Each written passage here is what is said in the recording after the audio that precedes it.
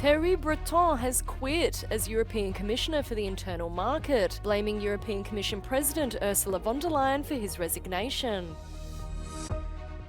Multiculturalism takes centre stage at the 76th Primetime Emmy Awards in Los Angeles.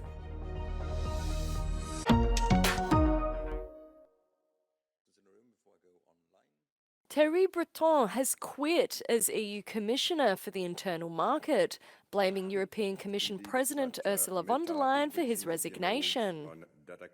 Bruton, an incumbent appointed to the executive portfolio in 2019 and expected to secure the top job again, made the announcement on social media platform X on Monday.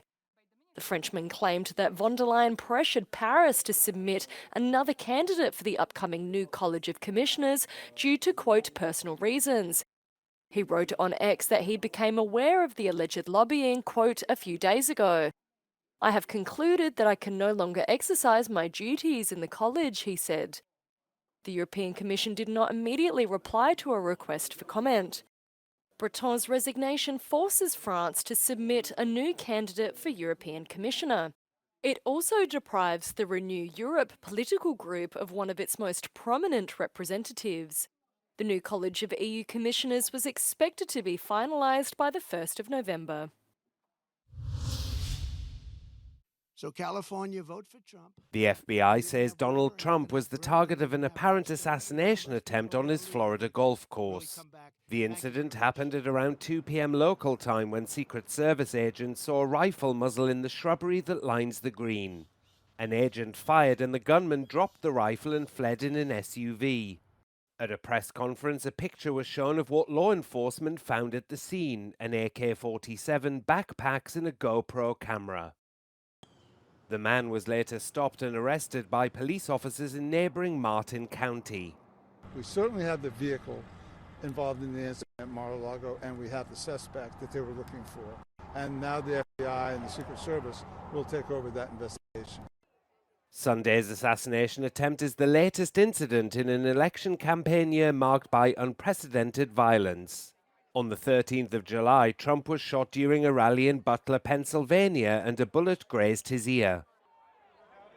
In a statement on X, incumbent President Joe Biden wrote, "I'm relieved that the former president is unharmed."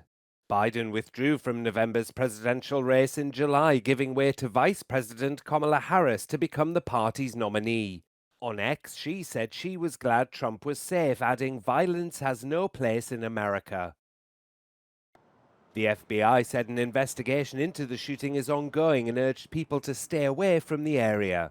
The Trump campaign hasn't said whether the former president's upcoming campaign events will be affected by Sunday's events.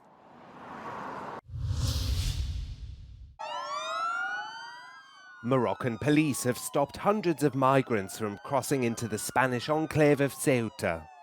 That comes after dozens had managed earlier on Sunday to cross the first border fence between Morocco and the EU territory. Sunday has been a day of high tension after hundreds of people gathered at the border following reported calls on social media for a collective breach attempt. The Spanish news agency EFE said that the young migrants were mostly Moroccan nationals, but that some came from elsewhere in Africa. The twin Spanish enclaves of Ceuta and Melilla are the only land borders between Africa and the European Union. Both have experienced occasional mass waves of migrants trying to cross the border to reach the EU. Morocco and Spain have worked to strengthen cooperation on addressing illegal migration. The Moroccan Interior Ministry said that in August, authorities blocked more than 11,300 attempts to cross into Ceuta and 3,300 to Melilla. But the most popular route from Morocco for irregular migrants hoping to reach Spain is by sea. More than 22,000 arrivals were registered by August in the nearby Canary Islands, a 126% increase on last year's numbers. German border police are carrying out spot passport checks on all of its land borders from Monday morning. Queues at borders, particularly in the north and west of Germany, are expected, with transport companies and border commuters preparing for waiting times.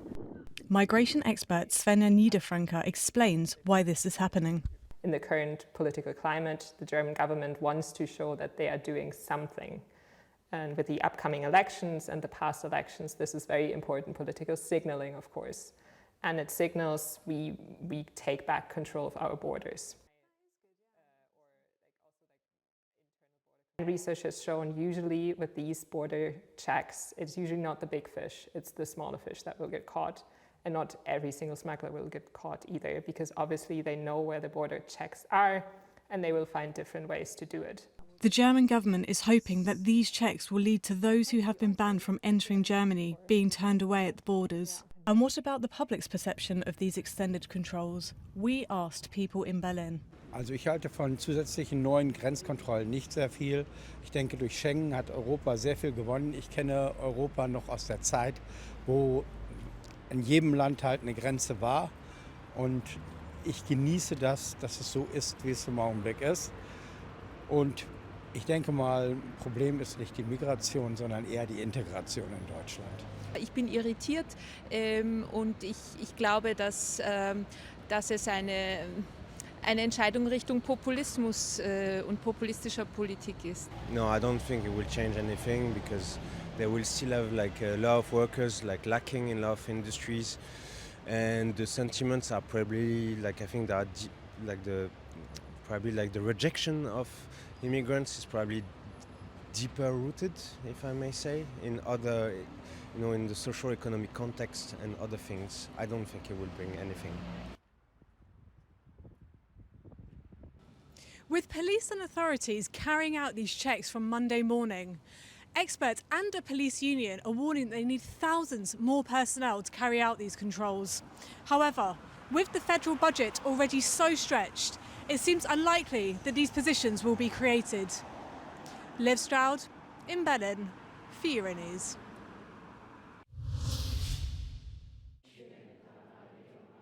Around 84% of the world population is religious, and the number is expected to grow.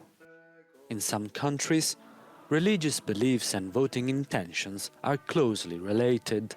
Many people want political leaders who share their same faith and practices. That's particularly true for some Asian and African states, a new Pew Research Center survey found. But also for some European nations, particularly in Eastern Europe. In Poland, for example, 52% want their leader to practice their same religion. In Greece, it's 42%, in Hungary, 40%. People who identify with the right end of the political spectrum are more likely to say things such as that it's important for my leader to have religious beliefs that are the same as mine, or have strong religious beliefs, even if they differ from my own. And so while it isn't necessarily true in every single country, that is a broad sort of pattern that we do see. Western and Northern Europe stand at the opposite side of the spectrum. In the Netherlands, only 15% of people care about that. Likewise, in Germany, the UK, France and Spain, less than a quarter of respondents believe religion is relevant to their political choices. Italy is the only exception among Europe's biggest economies, with 30% of people wanting their leader to follow the same religion. Multiculturalism was on show at the 76th Primetime Emmy Awards in Los Angeles. A Japanese-US historical drama took out 18 gongs, and a Latina winning Best Supporting Actress for the first time. 17th century samurai series Shogun was nominated for 25 awards, with the show's lead winning Best Actor from a drama series. It was an East meets West dream project with respect. And Shogun taught me that people work together, we can make miracle. Liza Collins-Zayas from high-octane kitchen drama The Bear won Best Supporting Actress in a comedy series and used her acceptance speech to mention the upcoming US presidential election. And to all the Latinos who are looking at me, keep believing and vote. Vote for your rights.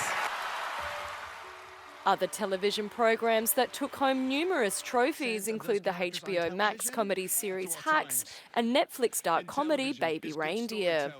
Good storytelling that speaks. The soon-to-be-renovated Pompidou Centre in Paris is showing a vast retrospective of Surrealist works to celebrate the 100th birthday of the movement.